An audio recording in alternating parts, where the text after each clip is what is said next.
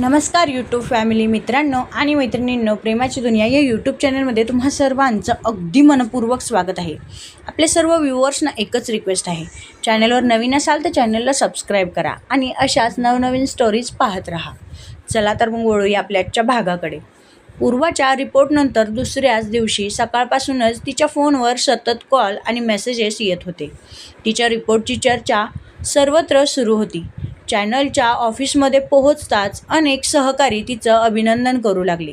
तिचे वरिष्ठ तिच्याजवळ येत म्हणाले, पूर्वा, तुझ्या रिपोर्टमुळे फक्त बातमी लोकांसमोर आली नाही, तर लोकांना त्यांचा हक्क मिळवून देण्याची प्रक्रियाही सुरू झाली.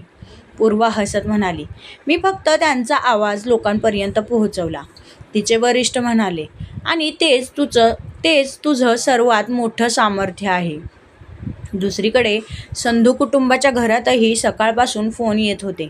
रणदीपच्या कुटुंबातील प्रत्येक जण पूर्वाच्या धाडसाचं कौतुक ऐकत होता. एका फोननंतर दादाजींनी हसत रणदीपकडे पाहिलं. ते म्हणाले, तुझी पत्नी आज आपल्या घराचं नाव मोठं करते. रणदीप अभिमानाने म्हणाला, ती माझी पत्नी आहे म्हणून नाही दादाजी, ती पूर्वा आहे म्हणून लोक तिचं कौतुक करत आहेत. मनप्रीत हसत म्हणाल्या, आणि तू तिच्यावर किती अभिमान करतोस हे तुझ्या चेहऱ्यावर स्पष्टच दिसतंय. रणदीप काहीही न बोलता हसला. त्याचवेळी पूर्वाला तिच्या ऑफिसमध्ये एक अनोळखी लिफाफा मिळाला. त्यावर कोणाचंही नाव नव्हतं. पूर्वाने तो उघडला. आत एक छोटा कागद होता. प्रत्येक प्रश्न विचारण्याची किंमत असते. पूर्वाच्या चेहऱ्यावरचं हसू क्षणात नाहीसं झालं. तिने पुन्हा तो कागद वाचला. तिची सहकारी म्हणाली, पूर्वा, तू हे वरिष्ठांना सांगायला हवं. पूर्वा काही क्षण शांत राहिली. मग ठाम आवाजात म्हणाली, हो, पण घाबरून नाही. संध्याकाळी पूर्वाने रणदीपला फोन केला. रणदीपने फोन उचलताच विचारलं, आज माझी धाडसी पत्रकार इतकी शांत का आहे? पूर्वा काही क्षण गप्प राहिली. रणदीपचा आवाज गंभीर झाला. पूर्वा, तिने शेवटी सगळं काही त्याला सांगितलं. रणदीप शांतपणे ऐकत राहिला. तुला धमकी मिळाली? तो म्हणाला. पूर्वा म्हणाली, हो, धमकी म्हणता येईल. रणदीपचा आवाज कठोर झाला. तू ऑफिसमधून एकटी बाहेर पडणार नाहीस. पूर्वा लगेच म्हणाली, रणदीप, मी घाबरलेली नाही. तुझं धाडस मला माहीत आहे, पण तू माझ्यासाठी महत्त्वाची आहेस. तो म्हणाला. पूर्वा शांत झाली. रणदीप पुढे म्हणाला, तू सत्यासाठी उभी राहा, पण स्वतःची काळजी घेणंही तितकंच महत्त्वाचं आहे. पूर्वाच्या चेहऱ्यावर हलकं हसू उमटलं. तू माझ्यावर विश्वास ठेवतोस ना? ती म्हणाली. रणदीप लगेच म्हणाला, स्वतःपेक्षाही जास्त. पूर्वा म्हणाली, मग माझ्यावर संशय घेऊ नकोस. रणदीप हसला. अगं वेडाबाई, हा संशय नाही, काळजी आहे. तो म्हणाला. लगेचच पूर्वा हळू आवाजात म्हणाली, मग आज रात्री मला फोनवरच त्रास देत राहा. रणदीप म्हणाला, आज रात्री नाही, आत्ताच मी तुला घ्यायला स्वतः येतोय. पूर्वा आश्चर्याने म्हणाली, कुठे? रणदीप हसत म्हणाला, तुझ्या ऑफिस बाहेर. पूर्वा म्हणाली, रणदीप? तो म्हणाला, काय? मी कामावर आहे, मला माहीत आहे. मग? रणदीप म्हणाला, माझी बायको धोकादायक लोकांना प्रश्न विचारते, त्यामुळे तिच्या ऑफिस बाहेर थांबणं हे माझं कर्तव्य आहे. पूर्वा हसली, पण तिच्या मनात मात्र त्या धमकीची सावली कायम होती. रात्री पूर्वा ऑफिसमधून बाहेर आली. समोर रणदीप उभा होता. तिने त्याच्याकडे पाहिलं. रणदीपने काहीही न बोलता तिची बॅग घेतली. पूर्वा म्हणाली, ही मी स्वतः घेऊ शकते. रणदीप लगेच म्हणाला, ते मला माहीत आहे. पूर्वाच्या चेहऱ्यावर हसू उमटलं. दोघेही गाडीकडे चालू लागले. तेवढ्यात पूर्वाची नजर रस्त्याच्या पलीकडे उभ्या असलेल्या एका व्यक्तीकडे गेली. तो काही क्षण त्यांच्याकडेच पाहत होता. पूर्वाने पुन्हा तिकडे पाहिलं, पण तोपर्यंत तो व्यक्ती गर्दीत नाहीसा झाला होता. रणदीपने तिच्या चेहऱ्याकडे पाहिलं. काय झालं? पूर्वा काही क्षण शांत राहिली. मग म्हणाली, काही नाही. पण तिच्या मनात एक प्रश्न उमटला होता. हा तोच माणूस होता का ज्याने तिला ती चिठ्ठी पाठवली होती? पूर्वा आणि रणदीप गाडीकडे चालत होते, पण पूर्वाची नजर अजूनही रस्त्याच्या पलीकडेच होती. काही क्षणांपूर्वी तिथे उभा असलेला तो माणूस आता दिसत नव्हता. रणदीपने तिच्याकडे पाहिलं. पूर्वा दचकून त्याच्याकडे वळली. काय झालं? पूर्वाने काही क्षण विचार केला. काही नाही. रणदीप तिच्याकडे बारकाईने पाहत म्हणाला, तुझ्या चेहऱ्यावरून काही नाही असं अजिबात वाटत नाही. पूर्वाने त्याच्याकडे पाहिलं. मला असं वाटतंय की माझ्यावर लक्ष ठेवलं जाते. रणदीपचा चेहरा लगेच गंभीर झाला. तुला खात्री आहे? त्याने विचारलं. नाही, पण काही दिवसांपासून काही विचित्र गोष्टी जाणवत आहेत. रणदीपने तिचा हात हातात घेतला. मग आजपासून तू एकटी कुठेही जाणार नाहीस, पूर्वा लगेच म्हणाली. रणदीप, मी घाबरून माझं काम थांबवणार नाही. मी तुला काम थांबवायला सांगत नाहीये, तो तिच्या डोळ्यात पाहत म्हणाला. पण तुझ्या सुरक्षिततेशी कोणतीही तडजोड मी करणार नाही. पूर्वा काही क्षण शांत राहिली. मग हळू आवाजात म्हणाली, तुला माहीत आहे ना, मला तुझी काळजी समजते. रणदीप म्हणाला, मग माझं ऐक. पूर्वाने हलकं हसत त्याचा हात घट्ट पकडला. ठीक आहे. रणदीपने तिच्याकडे पाहिलं. खरंच? पूर्वा म्हणाली. हो, पण माझं काम मी थांबवणार नाही. रणदीप हसला. हे मला आधीपासूनच माहीत होतं, तो म्हणाला. त्या रात्री पूर्वा आणि रणदीप घरी पोहोचले. घरातील सगळ्यांना पूर्वाच्या धमकीबद्दल समजलं होतं. मनप्रीत तिच्याजवळ येऊन म्हणाल्या, पूर्वा, धाडस करणं ही चांगली गोष्ट आहे, पण स्वतःची काळजी घेणंही तितकंच महत्त्वाचं आहे. पूर्वाने त्यांच्या हातावर हात ठेवला. मला माहीत आहे मम्मीजी. दादाजींनी रणदीपकडे पाहिलं. तू तिच्यासोबत राहा, पण तिच्या स्वप्नांना अडथळा बनू नकोस, ते म्हणाले. रणदीपने हलकेच मान हलवली. मी तिच्या वाटेत उभा राहणार नाही दादाजी, तो म्हणाला. तर तिच्या बाजूला उभा राहीन. पूर्वाने त्याच्याकडे पाहिलं. तिच्या चेहऱ्यावर हलकं हसू उमटलं.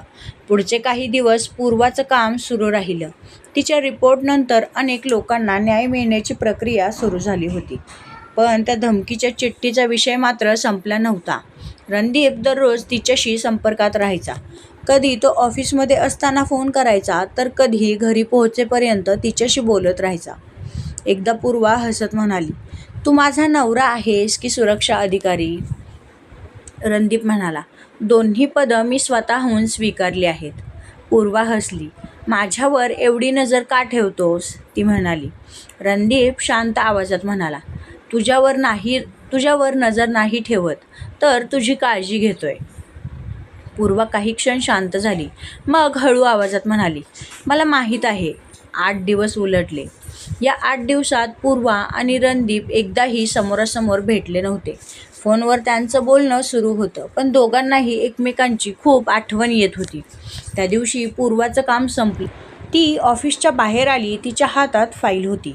तेवढ्यात तिच्या फोनवर रणदीपचा मेसेज आला. 8 दिवस झाले. पूर्वाच्या चेहऱ्यावर हसू उमटलं. तिने लगेच उत्तर दिलं. मोजत होतास? क्षणातच रणदीपचा रिप्लाय आला. दररोज. पूर्वाने फोनकडे पाहत हसत उत्तर दिलं. मग आज भेटायला ये. काही क्षण उत्तर आलं नाही. पूर्वा तिच्या फोनकडेच पाहत उभी राहिली. तेवढ्यात तिच्या मागून आवाज आला. मिसेस संधू. पूर्वा वळली. समोर रणदीप उभा होता. 8 दिवसांनी त्याला समोर पाहताच पूर्वाच्या चेहऱ्यावरचं हसू खुललं. रणदीप तिच्याकडे पाहत काही क्षण शांत राहिला. पूर्वा म्हणाली, काय बघतोयस? रणदीप हळू आवाजात म्हणाला, 8 दिवसांनी समोर दिसतेस. पूर्वा हसली. रणदीप तिच्याजवळ येत म्हणाला, म्हणूनच तर नजर हटत नाहीये. पूर्वाच्या चेहऱ्यावर लाज उमटली. ती म्हणाली, तू खूप नाटक करतोस. रणदीप लगेच म्हणाला, मी 8 दिवसांची भरपाई करतोय. पूर्वा त्याच्याकडे पाहत म्हणाली, मग अजून खूप बाकी आहे. रणदीपने तिचा हात हातात घेतला. मला कशाचीही घाई नाही. पूर्वाने त्याच्याकडे पाहिलं. मलाही नाही.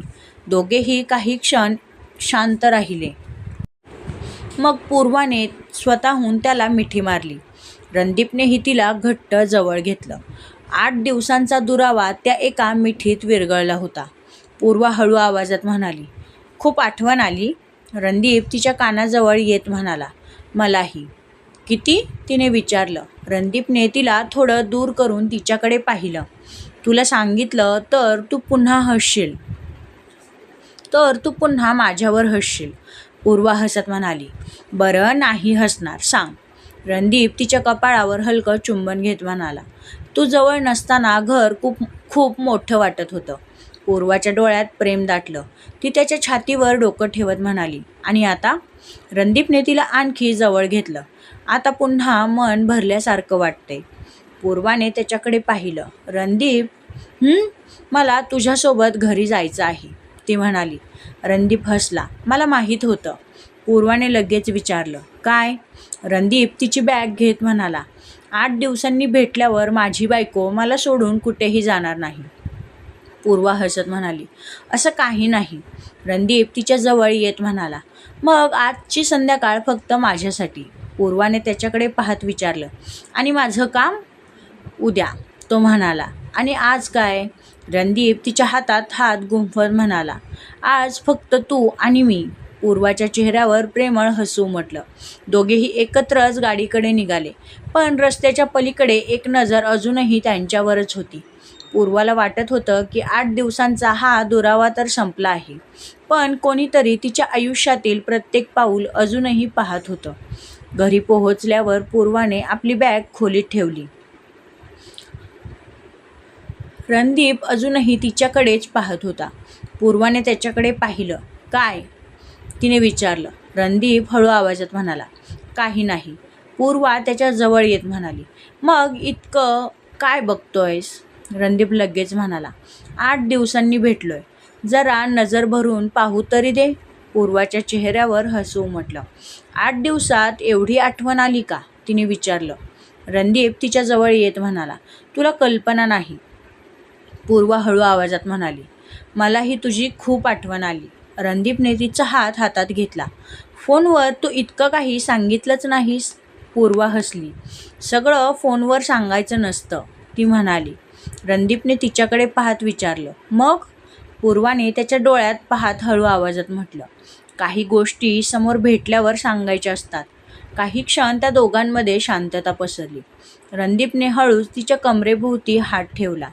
पूर्वा त्याच्या जवळ आली. 8 दिवसांचा दुरावा, 8 दिवसांची आठवण आणि पुन्हा भेटल्याचा आनंद, सगळं त्या एका क्षणात सामावलं होतं. रणदीपने तिच्या कपाळावर प्रेमाने चुंबन घेतलं. पूर्वाने डोळे मिटले.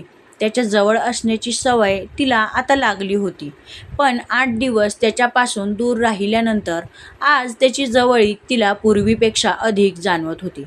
रणदीपने हळू आवाजात विचारलं, थकली आहेस? पूर्वाने डोळे उघडून त्याच्याकडे पाहिलं आणि हळू आवाजात म्हणाली, हो, थोडी. रणदीपने तिला सोडण्याचा प्रयत्न केला, पण पूर्वाने त्याचा हात पकडला. थांब. पण रणदीप थांबला. पण काय? पूर्वा त्याच्याकडे पाहत हळू आवाजात म्हणाली, आज मला तुझ्यापासून दूर जायचं नाही. रणदीपच्या चेहऱ्यावर हलकं हसू उमटलं. त्याने तिला प्रेमाने जवळ घेतलं. पूर्वाने त्याच्या छातीवर डोकं ठेवलं. काही क्षण दोघेही शांत उभे राहिले. रणदीपने तिच्या केसांवरून हात फिरवला. पूर्वा हळू आवाजात म्हणाली, तू मला खूप मिस केलंस ना? रणदीप लगेच म्हणाला, हो. किती? पूर्वाने विचारलं. रणदीपने तिच्याकडे पाहिलं. इतकं की तू समोर आल्यावर फक्त तुलाच पाहावंसं वाटतंय. पूर्वा लाजली. आणि आता? रणदीप तिच्या जवळ येत म्हणाला, आता तुला जवळ घ्यावंसं वाटतंय. पूर्वाच्या चेहऱ्यावर हलकी लाली उमटली. तिने त्याच्या शर्टची कॉलर हलकेच पकडली. ती म्हणाली, मग घे ना. रणदीपने तिच्याकडे पाहिलं. त्या नजरेत प्रश्न नव्हता, फक्त प्रेम होतं. त्याने तिला हळुवारपणे जवळ तर फक्त प्रेम होतं. त्याने तिला हळुवारपणे जवळ घेतलं. पूर्वानेही त्याला मिठी मारली.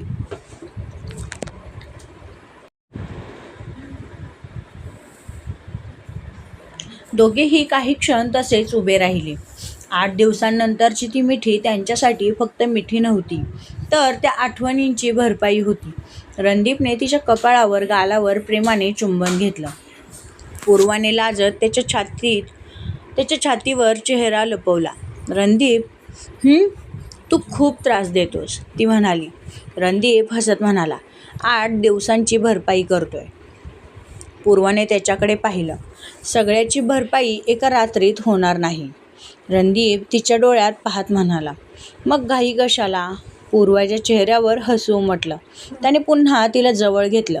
त्या रात्री दोघांनी बराच वेळ एकमेकांशी बोलत, हसत आणि प्रेमाने जवळीक अनुभवत घालवला. 8 दिवसांच्या दुराव्यानंतर पूर्वा आणि रणदीप पुन्हा एकमेकांच्या जवळ आले होते. शब्द कमी होते पण भावना खूप होत्या आणि त्या रात्री त्यांच्या नात्यातील प्रेम आणखी घट्ट झालं. सकाळची कोवळी किरण खिडकीतून खोलीत येत होती. पूर्वाची झोप अजून पूर्णपणे उघडली नव्हती. तिने डोळे उघडले तेव्हा रणदीप तिच्याकडेच पाहत बसला होता. पूर्वाने आळस देत विचारलं, किती वेळापासून बघतोयस? रणदीप हसत म्हणाला, काल 8 दिवसांनी भेटलो. आज सकाळी पुन्हा खात्री करत होतो की तू खरंच माझ्यासमोर आहेस ना? पूर्वा हसली. तू खूपच फिल्मी होत चाललायस. रणदीप तिच्याजवळ येत म्हणाला, तुझ्यामुळे. पूर्वाने उशी त्याच्यावर फेकली. आता मला उठू दे, ती म्हणाली. रणदीपने तिचा हात पकडला. नाही. पूर्वा हसत म्हणाली, मला ऑफिसला जायचं आहे. रणदीपने लगेच तिचा हात सोडला. अच्छा, म्हणजे 8 दिवसांनी भेटलेला नवरा आणि ऑफिसमध्ये जाणारी पत्रकार यांच्यात ऑफिस जिंकलं तर? पूर्वा उठत म्हणाली. हो. रणदीपने गंभीर चेहरा केला. ठीक आहे, पण नाश्ता करून जा. पूर्वाने त्याच्याकडे पाहिलं. ती म्हणाली, तू बनवणार आहेस? रणदीप आत्मविश्वासाने म्हणाला. हो. काही वेळाने पूर्वा स्वयंपाकघरात आली. तिच्यासमोर नाश्त्याची प्लेट ठेवलेली होती. पूर्वाने ती पाहिली. मग रणदीपकडे पाहिलं. हे काय आहे? तिने विचारलं. रणदीप म्हणाला, तुझा नाश्ता. पूर्वाने पुन्हा प्लेटकडे पाहिलं. नक्की? तिने विचारलं. रणदीपने भुवया उंचावल्या. मी खूप प्रेमाने बनवलाय. पूर्वाने त्यातील एक घास घेतला. काही क्षण ती शांत राहिली. रणदीप काळजीने विचारू लागला, कसं आहे? पूर्वा म्हणाली, खूप छान आहे. रणदीपच्या चेहऱ्यावर हसू उमटलं. पण पूर्वा पुढे म्हणाली, आणि जर मी खोटं बोलत असेन तर? रणदीपने तिच्याकडे पाहिलं. मग? पूर्वा हसत म्हणाली, मग तू आजपासून स्वयंपाकघरात येणार नाहीस. रणदीपने कपाळावर हात ठेवला. तेवढ्यात पूर्वाच्या फोनची रिंग वाजली. तिने फोन उचलला. काही क्षण ऐकल्यानंतर तिच्या चेहऱ्यावरचं हसू गंभीरतेत बदललं. हो सर, मी तयार आहे. फोन कट झाला. रणदीपने विचारलं, काय झालं? पूर्वा त्याच्याकडे वळली. ती बोलू लागली, मला एक नवीन असाइनमेंट मिळालंय. कशावर? त्याने विचारलं. राज्यस्तरीय इन्व्हेस्टिगेशन, ती म्हणाली. रणदीपचा चेहरा अभिमानाने उजळला. रणदीप म्हणाला, तू कुठेही थांबणारी नाहीस. पूर्वाच्या डोळ्यात आत्मविश्वास चमकला. यावेळी प्रकरण मोठं आहे. अनेक सामान्य लोकांचं नुकसान झालंय. रणदीपचा चेहरा गंभीर झाला. आणि तुला काय वाटतं? पूर्वा म्हणाली, कोणीतरी सत्य लपवण्याचा प्रयत्न करतोय. रणदीप काही क्षण शांत राहिला. पूर्वा, काळजी घे, तो म्हणाला. पूर्वाने त्याच्याकडे पाहिलं. मी घेईन, ती म्हणाली. लगेच रणदीप म्हणाला, मी सिरियस आहे. पूर्वा त्याच्याजवळ येत म्हणाली, मलाही माहीत आहे. तेवढ्यात तिच्या फोनवर मेसेज आला. पूर्वाने स्क्रीनकडे पाहिलं. तिच्या चेहऱ्यावरचं हसू पूर्णपणे नाहीसं झालं. रणदीपने लगेच विचारलं, काय झालं? पूर्वाने फोन त्याच्याकडे दिला. मेसेज होता, मागच्या वेळेस तू वाचलीस, यावेळी सत्यापर्यंत पोहोचू नकोस. रणदीपच्या चेहऱ्यावर संताप उमटला. हा मेसेज पुन्हा आला, तो म्हणाला. पूर्वाने मान हलवली. रणदीप लगेच म्हणाला, पूर्वा, हे आता फक्त धमकी नाही. पूर्वा शांतपणे म्हणाली, हो मला माहीत आहे. मग हे असाइनमेंट सोड, तो म्हणाला. पूर्वाने त्याच्याकडे पाहिलं. अजिबात नाही. रणदीप म्हणाला. पूर्वा म्हणाली, रणदीप, माझ्या भीतीमुळे जर कोणाचं आयुष्य अंधारात राहणार असेल तर ती भीती मला मान्यच नाही. रणदीप काही क्षण तिच्याकडेच पाहत राहिला. त्याला माहीत होतं की आता पूर्वाला थांबवणं शक्य नव्हतं. म्हणून त्याने तिचा हात हातात घेतला. ठीक आहे. पूर्वाने त्याच्याकडे पाहिलं. रणदीप पुढे म्हणाला, तू सत्याच्या शोधात जा. तो तिच्या कपाळाजवळ झुकला. पण लक्षात ठेव. त्याने तिच्या कपाळावर प्रेमाने चुंबन घेतलं आणि पुढे बोलू लागला, मी तुझ्या मागे सावलीसारखा आहे. पूर्वाच्या चेहऱ्यावर हलकं हसू उमटलं.